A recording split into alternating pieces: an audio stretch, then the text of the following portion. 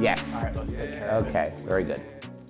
Hello, everybody. Welcome back to the We the Patriots Podcast. I'm your host, Sal Assante, and today I have a very special guest to me especially, and really to my life and my family, Father David Monteleone. Did I pronounce that correct? You did. Okay, You did, I'm Sal. Italian, but I'm not that Italian. You're good. You got it. I've been looking forward to doing a show, especially with somebody of the priesthood, for a little while now. Now, I don't want to jump into that too quickly, but I do just want to mention you are the one who pretty much brought me back into the faith when I was at a younger age. So my view on things is a little bit, I would say, biased in a way. Okay. But I do want to go at this episode with a thought of how do we open up these ideas, even if it's not specifically Catholicism, how do we open up these deeper ideas to more people and get more people thinking about them? That's kind of what I hope this show kind of dives into, and I think could not be a better person to do it with. Thank you. Father, let's dive into, at least first, I'd like to talk about what kind of got you even leaning towards priesthood, and how early on did that come into your life? Very good question, Sal. I thought about priesthood when I was in high school, Okay. but I also realized at the time I was too young to make a decision to enter a college seminary or anything like that. So I went away to school. I got my teaching degree. I taught for many years. I dated, but the idea of priesthood never left me. And then when I was in my mid-20s, a newly ordained priest came to our parish, and he really was very engaging. He was on fire with the gospel. He loved his priesthood, and he was really a very big inspiration. And because of him, I kind of took that first step and entered the seminary. Okay. But there was always a little bit of a nag that I wasn't quite really happy with what I was doing. I wasn't miserable, but I wasn't fulfilled. Did you ever play sports? When I was younger, I used to play soccer, and then for a little while I did, believe it or not, water polo in a long time ago. Yes. But that never really pulled you into, like, you felt that was a higher calling to you. Sports was never that for you. It was not. No. I could float real well in the water. So, but no, like I said, it was. I grew up in a normal family. We were not overly religious or zealous. I did go to Catholic grammar school and Catholic high school. Okay. We went to church every Sunday as a family. I was never an altar boy.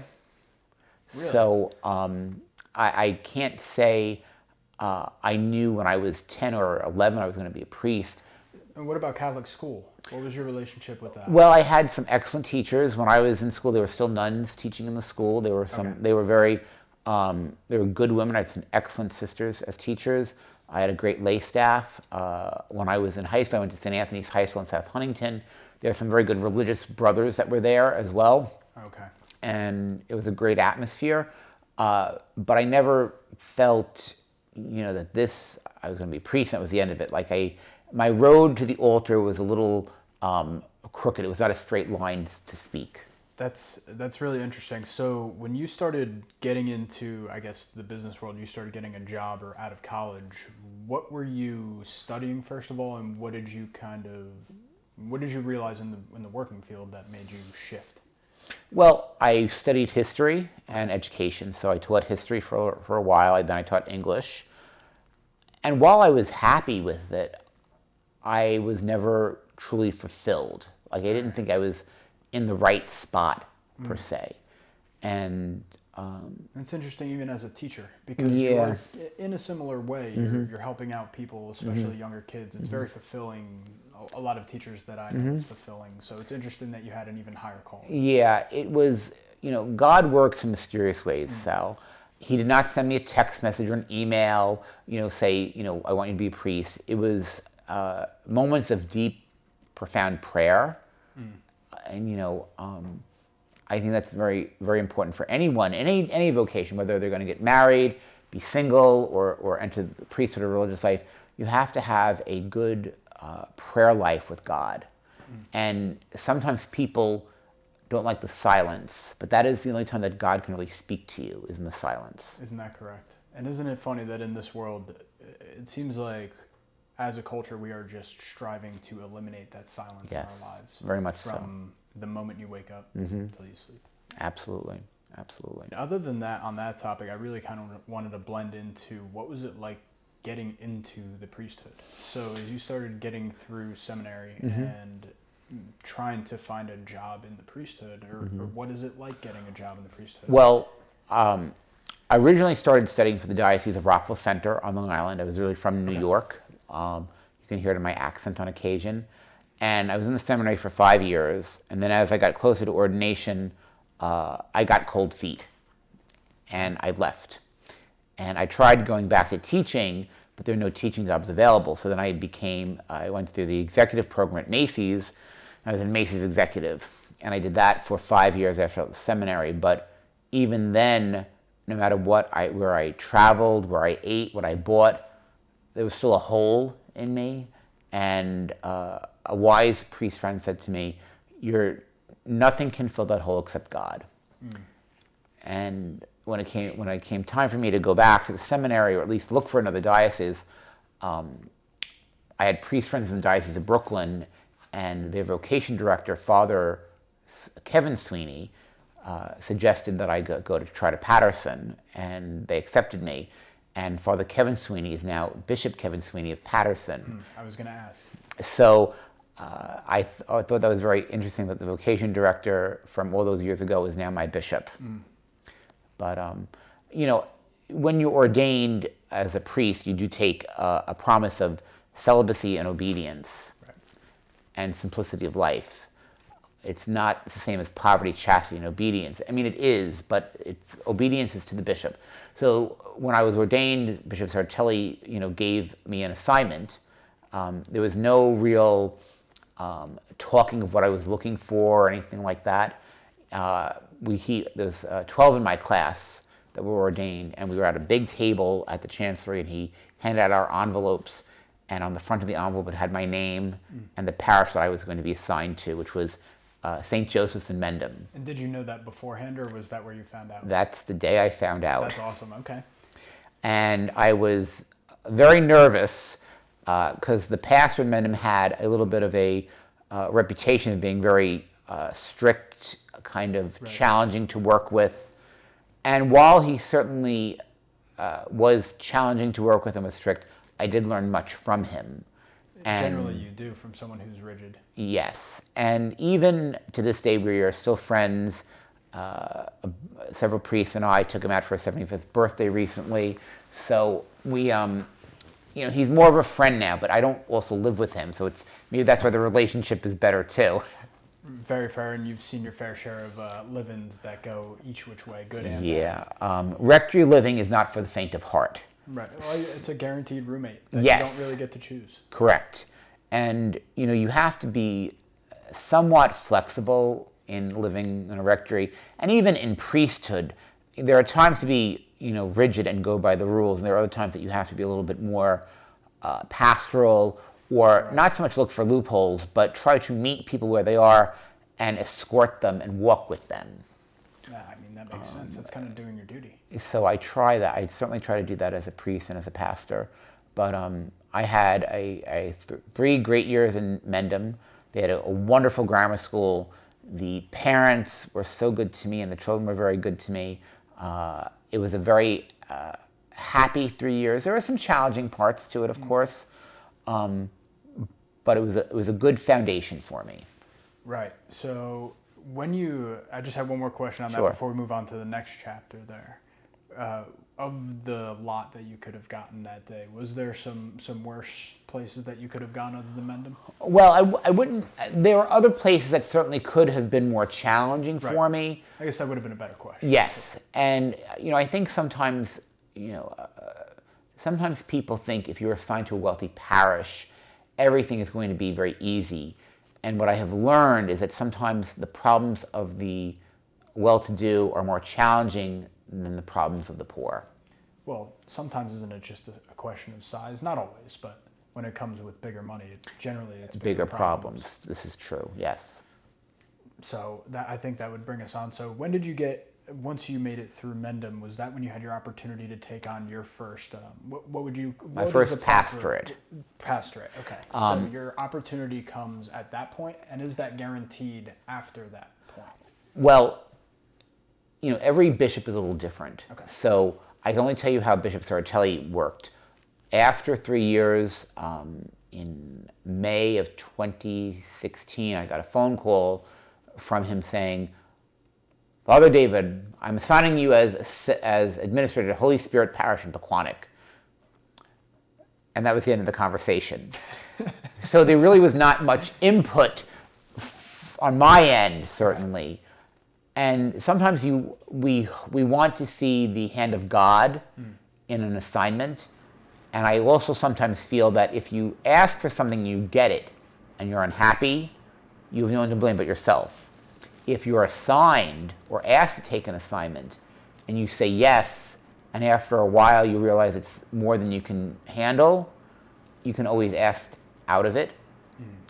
So, as my mom would say, be very careful what you ask for, you may get it. That's very fair. But I was only ordained 3 years, but I was ordained later. I was ordained when I was 39, so I was a little bit older when I was ordained. The bishop must have felt I could do some good in Pequannock, which I believe I did do. It was a great first assignment. I have wonderful parishioners that I met there, very supportive. The parish when I arrived needed a little TLC, and I was able to do that. I was able to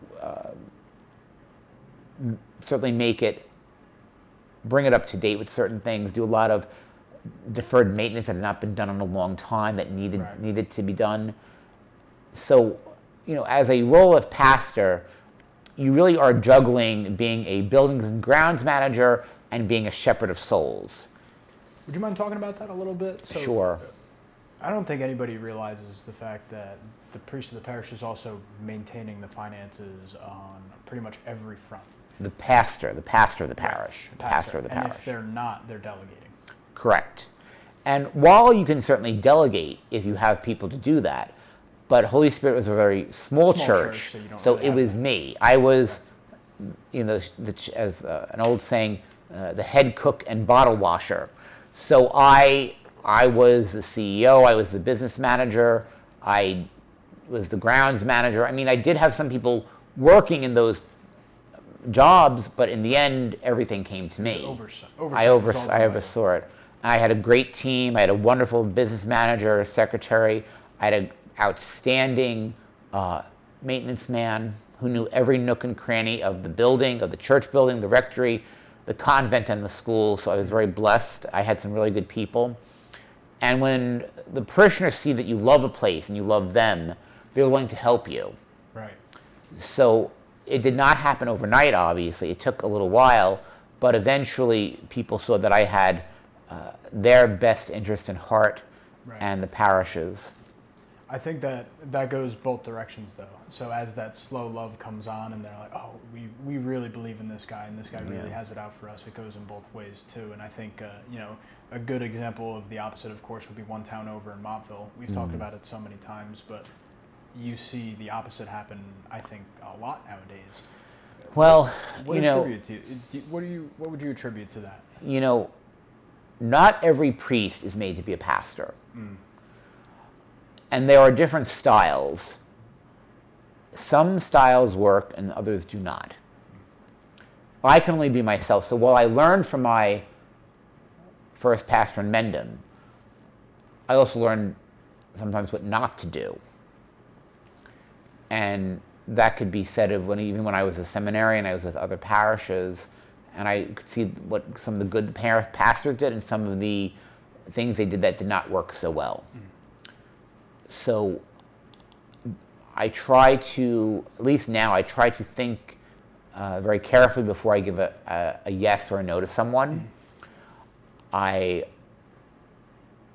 try to choose my words carefully when correcting someone. And I try certainly to be welcoming and to listen. I think that's what people want the most, someone to listen to them. Not a bad quality in a priest. No, it's not. So, but I also have to leave room for God, because in the end, I'm an instrument of God, and I have to, if something happens good, I have to give God some credit for that as well, too. It's not just Father David, it's God working through me. Well, proper Catholic. And as you speak it that way, do you feel that other religions, as I'm sure you've had to do a lot more studying of them than I ever had, do you feel other religions allow for that ability to really work through the religion rather than putting all of the weight on your own shoulders, or is it really a Catholic outlook? Well, I mean, certainly I think there are certain Christian denominations where the pastor can set the tone for the parish or the rabbi for the temple. I can only tell you from what I see with my friends who are pastors and neighboring parishes, how they work or how perhaps they do not work. I believe that if a priest is himself, the people will love him for that. You can fool little children, you can fool adults sometimes, you cannot fool little children. They will see right through a fake smile and things of that nature. So I always try to be as transparent with certain things as I can.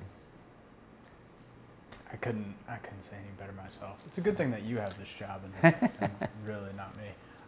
One thing I really wanted to dive into was the transfer over to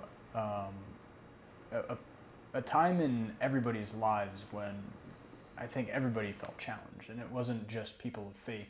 We take it on ourselves as Catholics to try to bear the brunt of the world's sins if we really try to be good Catholics and read the scripture. During the time of COVID, everybody got impacted by this. When we got impacted as a faith community, I mean, for myself, it was you couldn't go to church anymore, especially when I didn't know you at such an intimate level, right? I didn't know how to access certain things, and it was video only for quite a bit.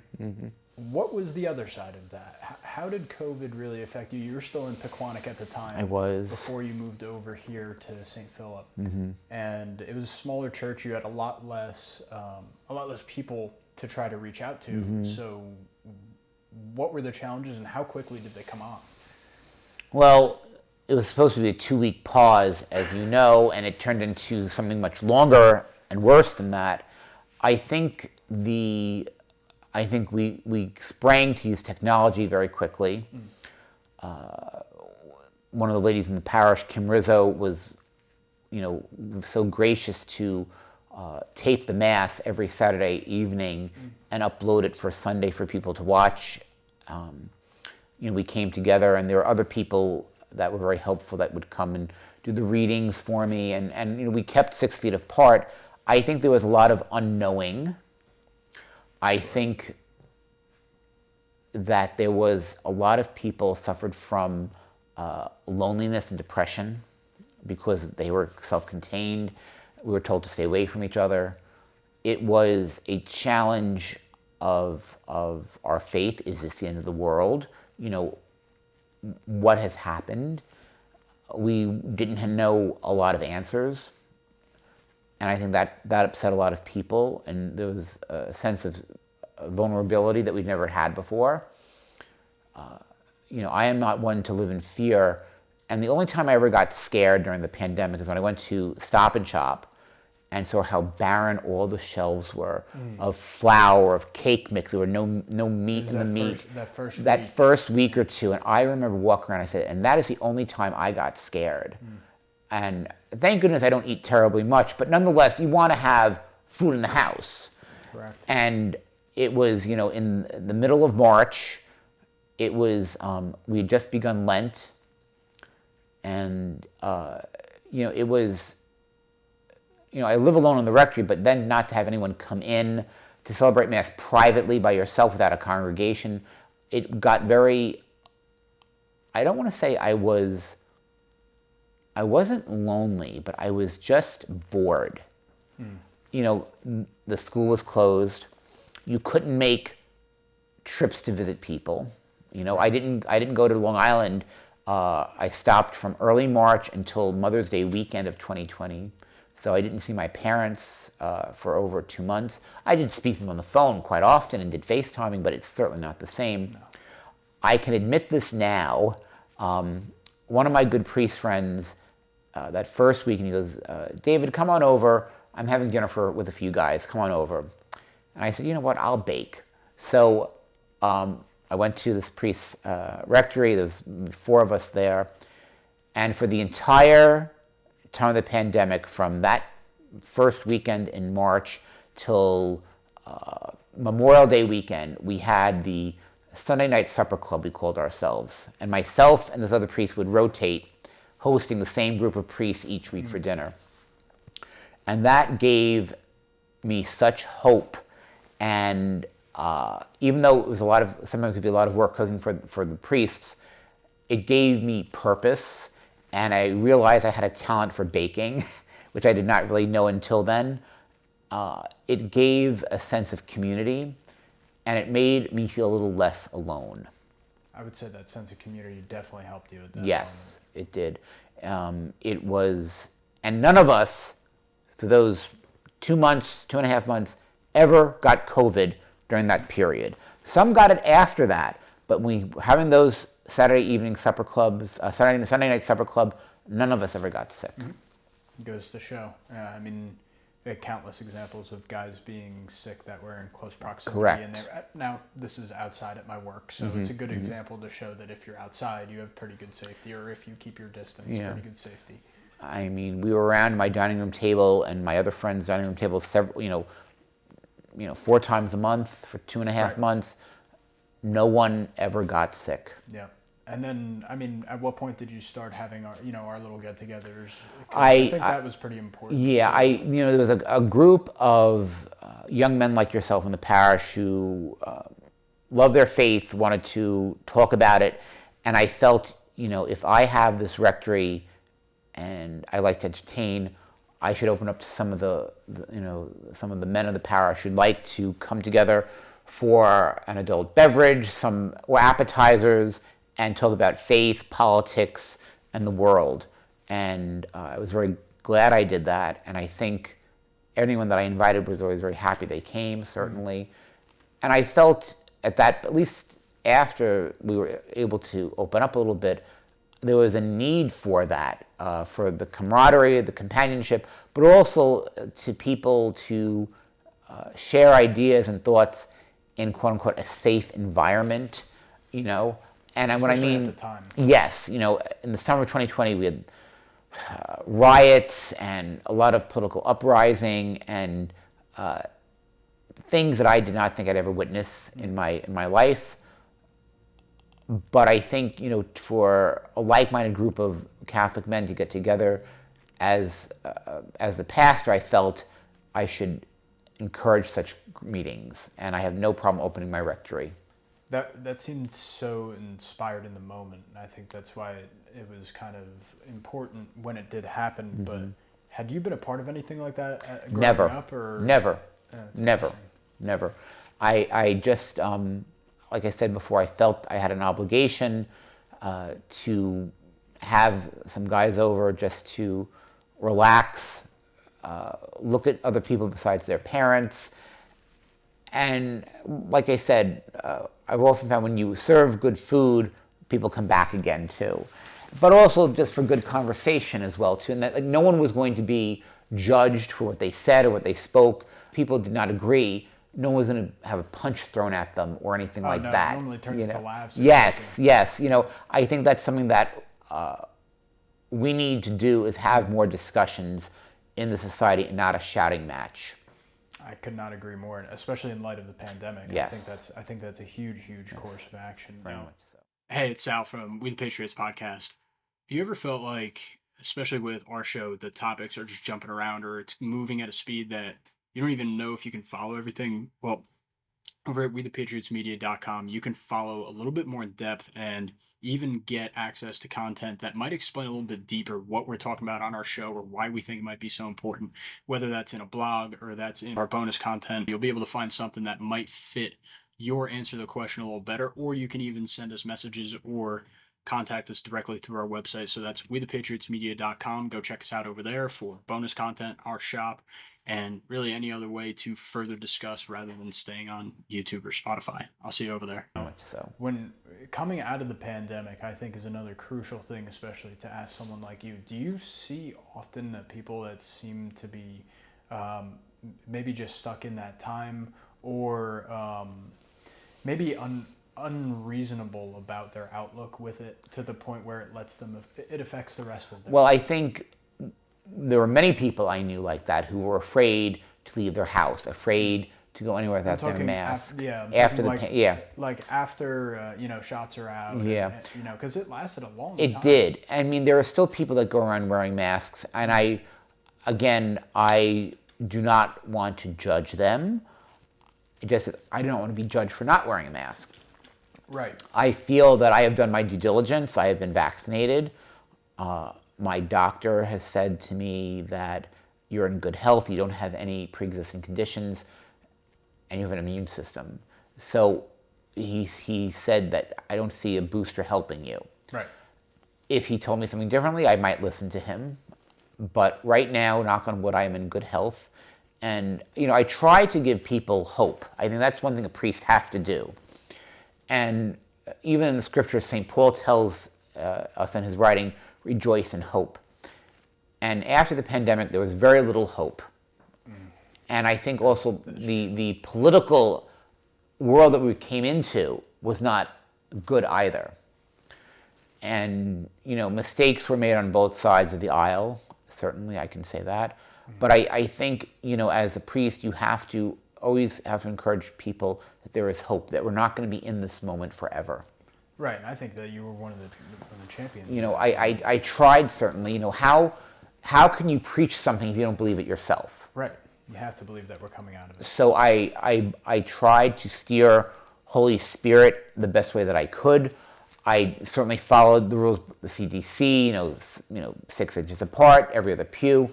We had reservations for Easter Mass, for Christmas Eve Mass. Masks were mandatory. We did the best we could. And I'm most grateful that so many people did come back to church. I mean, a lot of people did not. I think live streaming the Mass made it very easy and very comfortable for people. Too comfortable. But I also, not too long ago, a lady ran into me in the supermarket and goes, Father, you don't know me, but I'm one of your parishioners.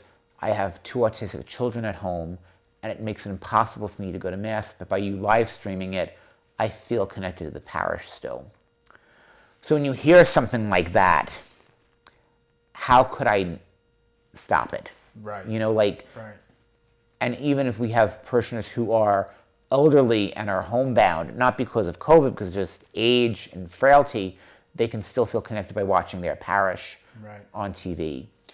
But there are many people who just became very complacent and just turned on the TV, had their orange juice and bagel, and they were not going to go. And they're not going to go back to church. And the problem with that is that live streaming will never take the place of receiving the Eucharist itself. Okay. Isn't that pretty specific to Catholicism, though? It is. We believe that the bread and wine are transformed into the body and blood of Christ on the altar. Right. And to be a good Catholic, when you attend Mass, if you're in a state of grace, you would receive Holy Eucharist. And if you're able. And if you're able to, certainly. But,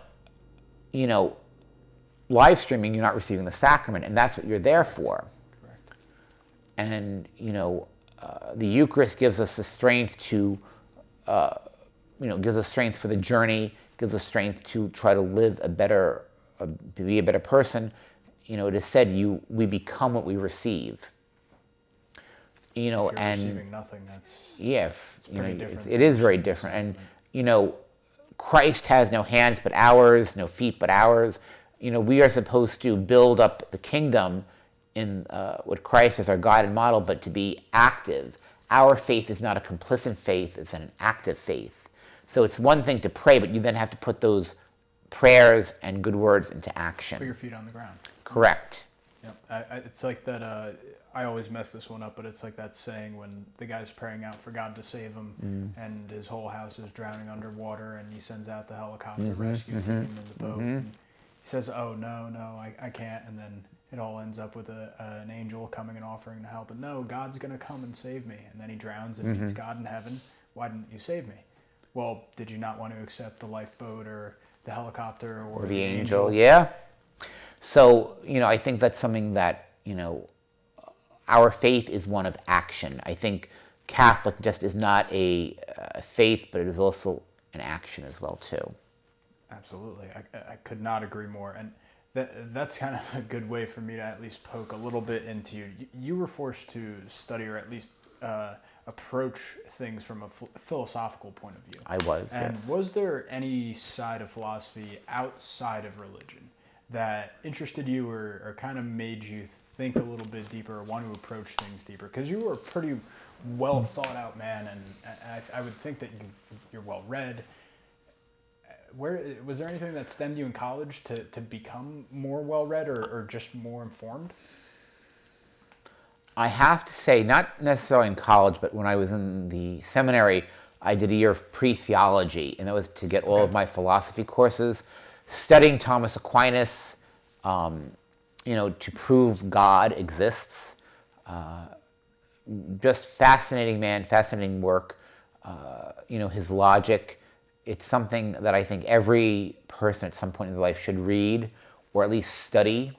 Okay. It can be somewhat intimidating, but nowadays there are all types of books that really spell out St. Thomas Aquinas and his works to reach every person's level, so to speak. So it's not as intimidating as reading his work, the Summa Theologica, would be intimidating to someone. When was it written originally? If you know, not to put you on the spot. I'm going to say probably sometime in the 15th, 16th century. Okay. So it's quite a while ago. But it has endured all of these years. Today, anyone who wishes to become a priest starts studying philosophy, the proofs of God and God's existence. And he does a beautiful job of it. I think that I'm going to have to dive into it. Yes, he's a Dominican scholar. Great man of the church. And the only other thing that I had laid out as a real topic for us was that I wanted to talk a little bit about the fact that now with your new appointment here at St. Philip, and it's definitely a larger parish for sure, but also to go with it, it seems that the bishop has trusted you with a little bit more responsibility. How has that been for you, and do you feel that it gets in the way of you having God work through you? Well, certainly, I have two additional positions. One is I am on the Priest Spiritual Life Committee for the diocese. Yep. I'm also a member of the Presbyteral Council, and that is a group of priests that meets with the bishop to discuss issues in the diocese. As a consultative board, we don't necessarily take a vote, and the bishop does what we suggest or anything like that. And the Spiritual Life Committee is that we meet several times a year. We plan days of recollection for priests for their spiritual well-being in the months of December, usually for Advent, and one in Lent.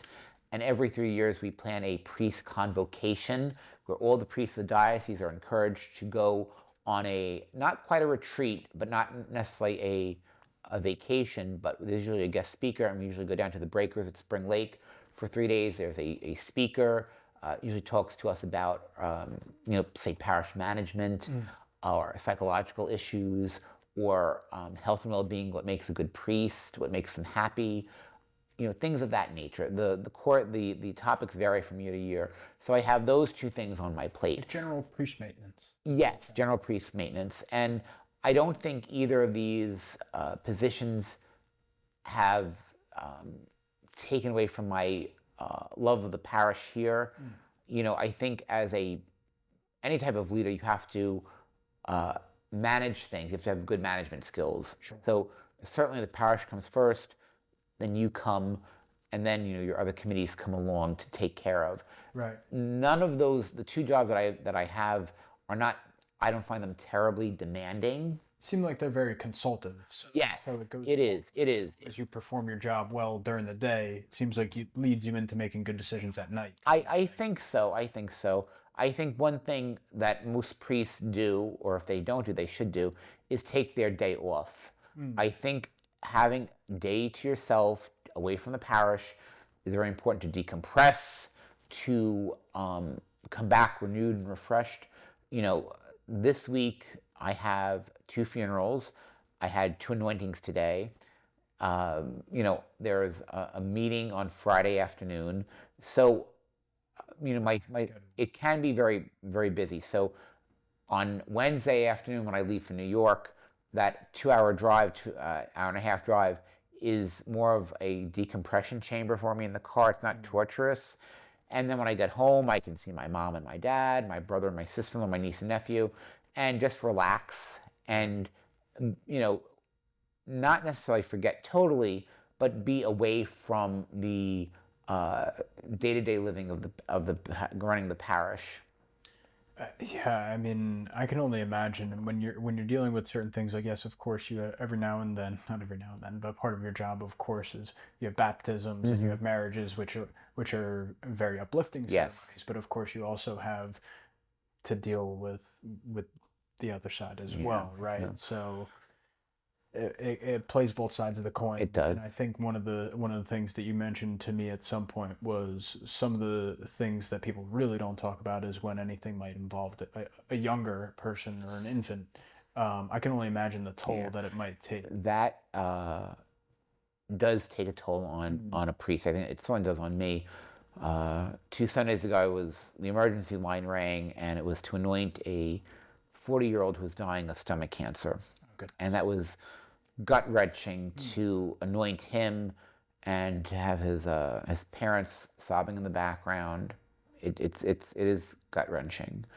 And I usually try to hold it together, but a few times during that anointing, my voice did crack and quiver a little bit, just out of your own sadness for the person. And sometimes, you don't know what to say. So I always have felt, say as little as possible, because there are no words that would be adequate to deal with that person's pain. Absolutely. So instead of looking like a bumbling fool And overstepping, just, say you're in my prayers, do your job as a priest, be compassionate, and then leave. I mean, if someone wanted to speak to me, of course, I certainly would avail that. But usually, if someone asks you the question, then it gives you the opportunity maybe to say something. Yeah. Especially if you were tied to that person. Correct. So that is can be very challenging. Earlier this year, I buried a 2-month-old infant who died of a crib death. That was gut-wrenching as well again. And I pray I never see a casket that small in my life. That's terrible. So, but as Christians, as Catholics, we are told to take up our cross and follow Christ. And there are days of sunshine and there are days of shadow and sadness. Well, there's that flip side too. Yes, absolutely. It is not just saying mass and blessing cars or baptizing babies. As a priest, you're there at their highest point of their life and their lowest as well too. Right. And one thing I did kind of want to ask you a little bit about before we got out of here, excuse me, was the kind of intersection of the school and the faith. So, given that you kind of need to oversee that and you don't really have a choice, have you grown to enjoy that part of the job? Well, I love having a school on the premise. I grew up in Catholic school. I think they're an asset to the community. It gives the parents an option of getting their children a well-rounded education without things that children should not be taught at a young age. So many of our school districts are going woke with sex education classes and letting them identify as other than boys and girls. It is a very strange world that is unfolding around us. I don't necessarily think it's a good world either. But here we put out a great product. The children are loved. They're taught their not just the reading, writing, and arithmetic, but their faith as well. We have almost 350 kids in our school. We have 2 of every grade. It is a thriving school. I teach the 8th grade once a week. I make visits to the classrooms. This morning, the 4th and 5th graders, I gave a lesson to liturgical colors and the vestments that the priest wears for Mass. And that was a lot of fun. And I also feel that my presence in the school might encourage a vocation to the priesthood as well. Just as, say, a mother and father have children and they bring new life, to encourage a young man to become a priest, that's encouraging life in the sacrament. Right. Something that we've been lacking at. Yes. As I tell the children, My hair is not always going to be dark as it is right now. I'm going to get old too.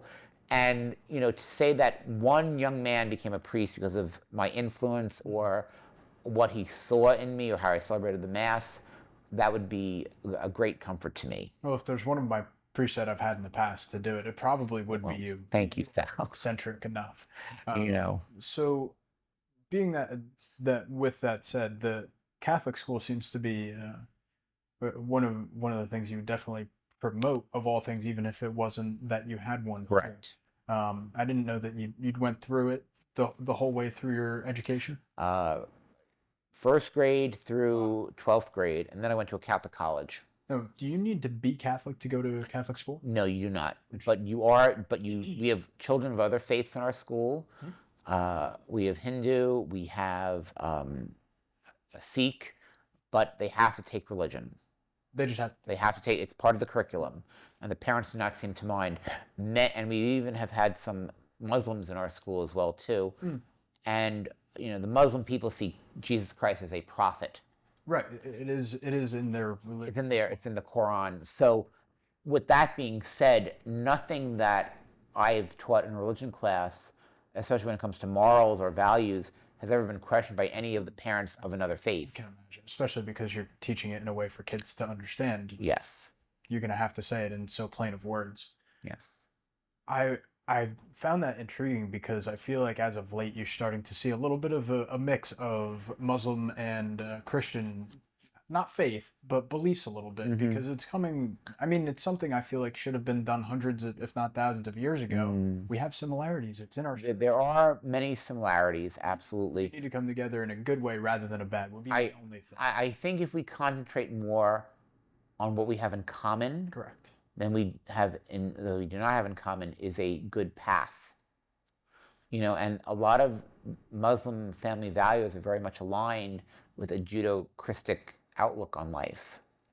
Right. So that is where I find we need to concentrate on. And when I would teach, and if I know I had 2 Muslim girls in my class one year, and I would ask them, what does your faith teach about this? And most often, we were on the same page. Doing good works, being charitable, living a good life, helping someone else who's in need. Right. I think those are all very noble things. We we always, as Catholics, we always, look at the cross as the greatest hope and great love of the world that God had for it. But at the same time, I think there is room for discussion with other faiths on how to build a stronger community and how to build a safe environment for our children and how to build, a good relationship with each other and one of mutual respect, certainly. Definitely. And I think that everything that you just said doesn't just pertain to any sort of religion either. It's every sort of little ism that we've put ourselves into nowadays, or every little category of person that is. We should see more of the similarities in each other. We have a lot more going for our common good than for the common downfall. I agree. Father, did you have anything that you wanted to say, or maybe you wanted to mention before we got out of here? Maybe well, certainly, this past May I celebrated my 10th anniversary as a priest. God has been much better to me than I deserve. I would know. I've had 3 different assignments as a priest. And in the end, I've always found if you are approachable, you smile, you take time to listen, to get people to know their names, they will respond favorably to you. And having a good sense of humor is very important as well, too. So I try certainly to be that same person I was when I was ordained 10 years ago, a little bit wise, a little bit more beat up perhaps with certain things, but to just always be myself, be approachable, and hopefully people can see God working through me. You've represented yourself very well. I try. Thank you, Sal. I appreciate it. It's been a pleasure, and I think that I'll have to have you back on again. Hopefully next time, I think maybe we'll go a little lighthearted. Okay. And I think maybe get to know a little bit of just more of that side that I know personally. Okay. Honest. Sure, we could do that. Absolutely. Everybody, I hope you enjoyed it, and let me know also questions that you'd like me to ask Father David, maybe more pertaining to the faith, things that we could dive deeper on to maybe get his thoughts on certain events that may have happened in the book. I know that we've talked many times, especially at our little meetings, and he definitely has answers. So if there's anything for round 2 that you had in mind, let me know. We'll be straight with Father David, and we'll say after Christmas sometime. Sounds good, Sal. I think calms down. Calms down again. Absolutely. Sounds wonderful. Thank you, Sal. Thanks for coming on. My pleasure. Thank you. God bless you. Damn, I wish I were the fucking state. I wanna be something, not nothing. Trapped inside my dream and I'm running away from these demons. But the feeling's so good, I'ma keep dreaming.